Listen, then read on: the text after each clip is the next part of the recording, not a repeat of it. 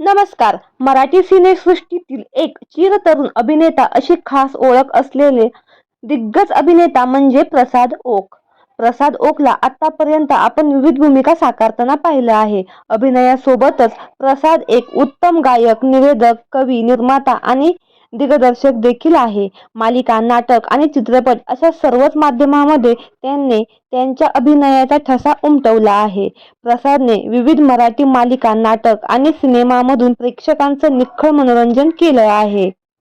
सध्या ते महाराष्ट्राची हास्यजत्रा या कार्यक्रमात पर्यवेक्षक म्हणून आहेत. सर्वांना खळखळून हसवणारे प्रसाद ओक मध्यंतरी खऱ्या आयुष्यात खूपच दुःखद परिस्थितीत होते. यावर स्वतः प्रसाद ओक यांनी भाष्य केलं आहे. तर जाणून घेऊ काय आहे संपूर्ण माहिती. कोरोनाची पहिली लाट येऊन गेल्यानंतर आपण सगळेच एका अनामिक भीतीत जगत होतो. कोरोनाची थोडी झळ कमी झाल्यानंतर सरकारने बायो बबलमध्ये शूटिंग करण्याची परवानगी दिली होती.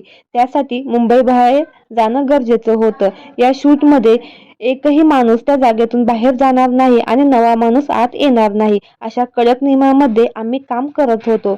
या शूटिंगसाठी महाराष्ट्राची हास्यजत्रा या कार्यक्रमाचं शूटिंग दमणला चालू होतं. दमणला एका हॉटेलमध्ये महाराष्ट्राची हास्यजत्रा या कार्यक्रमाचा शोचा सेट उभारण्यात आला होता.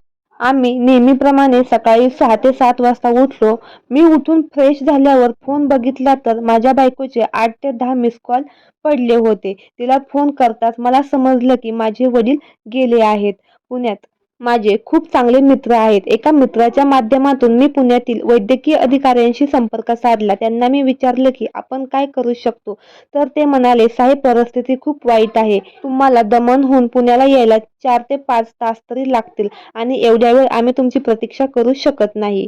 त्यामुळे कोरोनाच्या काळात प्रसाद यांना वडिलांच्या अंत्यविधीला देखील पोहोचता आलं नाही. त्यावेळी त्याने भावाला व्हिडिओ कॉलद्वारे वडिलांना अखेरचं पाहण्याची विनंती केली. मात्र नियमामुळे तेही शक्य झालं नाही.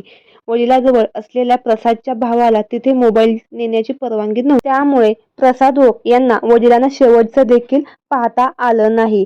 एकीकडे मोठा भाऊ वडिलांच्या पार्थिवाला अग्नी देत होता आणि मी इथे हास्यजत्रेच्या खुर्चीत बसून स्किट बघत होतो, अशा शब्दात प्रसादने भावना व्यक्त केल्या आहेत.